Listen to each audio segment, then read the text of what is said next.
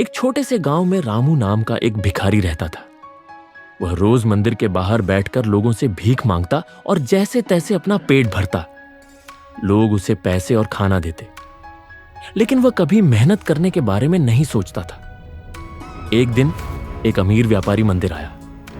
उसने रामू को देखा और पूछा, तुम हर दिन यहां भीख क्यों मांगते हो? क्या तुम कोई काम नहीं कर सकते?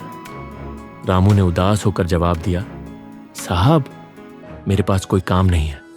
मैं गरीब हूं, मेरे पास कुछ भी नहीं है। व्यापारी ने मुस्कुराते हुए अपनी जेब से एक पुराना सिक्का निकाला और कहा, ये लो, इसे अच्छे से इस्तेमाल करो, यह तुम्हारी किस्मत बदल सकता है।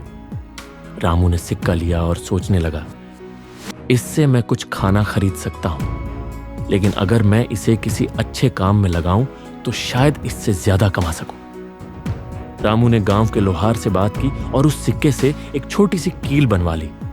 फिर उसने एक बढ़ई से कहा, क्या आप मुझे यह कील बेचने देंगे? बढ़ई ने हंसते हुए कहा, यह तो बहुत छोटी चीज है, लेकिन ठीक है, मैं इसे एक तांबे के सिक्के में खरीद लूंगा।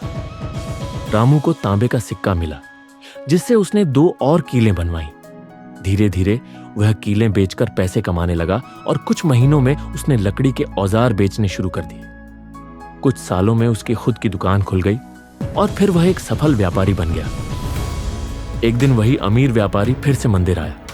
उसने देखा कि रामू अब गरीब नहीं था, बल्कि एक सफल व्यक्ति बन चुका था। व्यापारी ने मुस्कुराते हुए पूछा, तो वह सिक्का तुम्हारे किस काम आया? रामू ने गर्व से जवाब दिया, साहब, आपने मुझे भीख नहीं, एक अवसर दिया था। मेहनत और सही सोच से मैंने अपनी किस्मत बदल दी। मॉरल ऑफ द स्टोरी, किसी की असली गरीबी उसका आलस्य और सोचने का तरीका होता है। अगर हम मेहनत और सही दृष्टिकोण अपनाएं तो किस्मत खुद हमारे साथ हो जाती है।